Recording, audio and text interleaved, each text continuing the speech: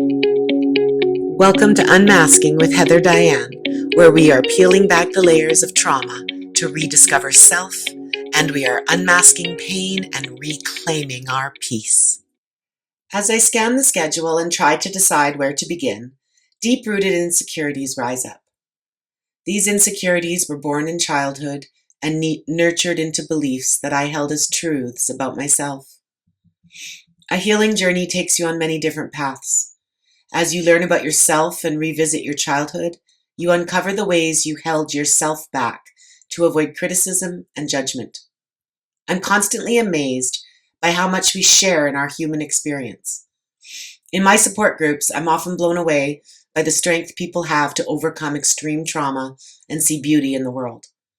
Everybody has a story. We just have to listen.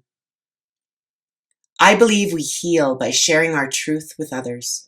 There is strength in numbers, and when you find true support, you will rediscover your worth. Conversations around trauma and healing often focus on the deep stuff. While addressing trauma and recognizing triggers and learning to manage reactions is crucial, we often overlook the shimmers. Shimmers are the opposite of triggers. They are moments of joy and happiness that remind us that life is good and joy is meant to be embraced. The problem is many of us live under the pressure of meeting expectations, often prioritizing others' needs over our own. Sometimes these patterns are overwhelming.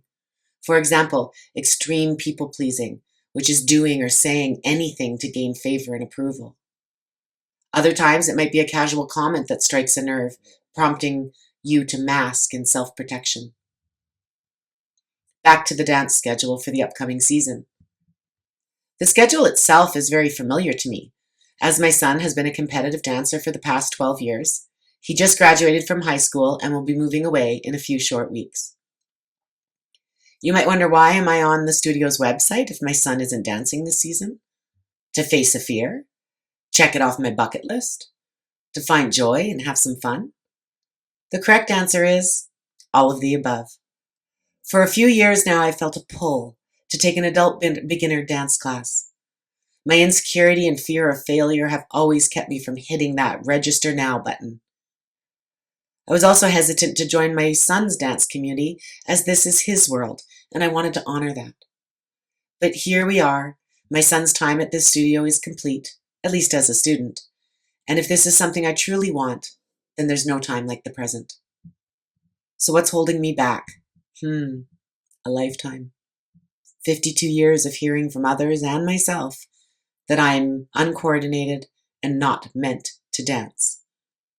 Well, that may hold some truth. The fact is, I love to dance. Whenever possible, I listen to music and I move my body. Learning that I have ADHD and autism has helped me explain why dancing makes me feel better. I'm a stimmer. That means I have a busy, wiggly body, and I find calm through rocking or repetitive movement. Dancing gives my body the movement it craves and releases those feel-good hormones. My ADHD brain responds well to music. It calms my overactive mind. The louder, the better. One of the best natural emotional regulators for me is music and dance. But a dance class? How can I even consider it? All my life I've been told I have no coordination, 2 left feet. And to be fair, it's accurate. I struggle with body awareness and spatial perception. I'm constantly bumping into things, swinging my arms and hitting nearby objects. I always have bruises and rarely remember how I got them. It's just a daily occurrence. My muscle memory is slow, but without hard work and focus and determination, I won't learn a routine. But I can learn choreography. It just takes a little more time, more practice, and rehearsal outside of class. But if I follow these steps, I will learn it. The real challenge is being okay with not being good at it right away. I've spent my life believing that if people saw my struggles and imperfections, they'd judge me or reject me. That makes the idea of dance class terrifying. Still, the desire to learn and to give myself this gift, even just to try, is so foreign to me. I wrestle with the decision. I give myself pep talks. You don't have to perform in the final show. Just go to class, stay in the back, and do your thing. I picture Monica from that show Friends. facing her fears in a tap dance class, dancing terribly, but finding the joy anyway and saying, "At least I'm doing it." That is what I want for myself. The freedom of movement, the challenge of choreography, and the joy of dance. And so I'm giving this gift to myself, misgivings, insecurities, and all. Stay tuned for my reflections on my dance class experiences in the fall of 2025. To understand where these insecurities and core beliefs began, we need to go back to 1978, when I was 5 years old. My parents enrolled me in a tap dance class, and I loved it. I don't remember much from that time, but I recall how much I loved this class and how my heart soared when I was chosen as the line leader.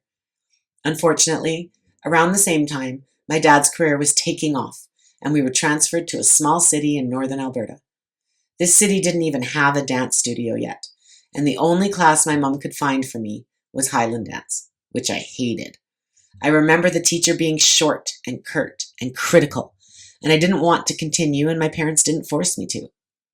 Looking back through the lens of ADHD and RSD, which is rejection sensitivity dysphoria, it's possible that I was extremely sensitive and misunderstood the teacher's corrections as meaner than they were intended. We lived here for 3 years, during which no dance opportunities were available for me. I was enrolled in Brownies and a part of Girl Guides, and I got my first badge was for writing. When we moved back to our hometown city, I was in grade 4. I danced all the time at home, in the yard, and sometimes even in my head. In our home basement, we had some storage cabinets that formed an L shape against the wall. I used this as my stage and performed there, sometimes for hours. Friends would come over and we'd put on concerts. I truly believe my love for dance had to mean that I was talented. I have since learned that love and talent do not always go hand in hand, and you can have one without the other. In grade 6, my mom enrolled me in my... To keep reading or listening, consider buying me a cup of coffee for $5 a month and become a paid subscriber, a new supportive friend.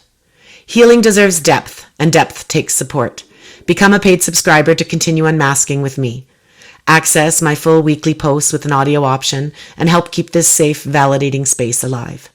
Your support helps sustain this work for you, for me, and for every soul who's healing and still finding their voice. And if this is where you leave today, I thank you for taking the time to connect with one of my stories of unmasking, and I truly hope to see you again soon. Take care and keep going. Everybody has a story. This has been Unmasking with Heather Diane.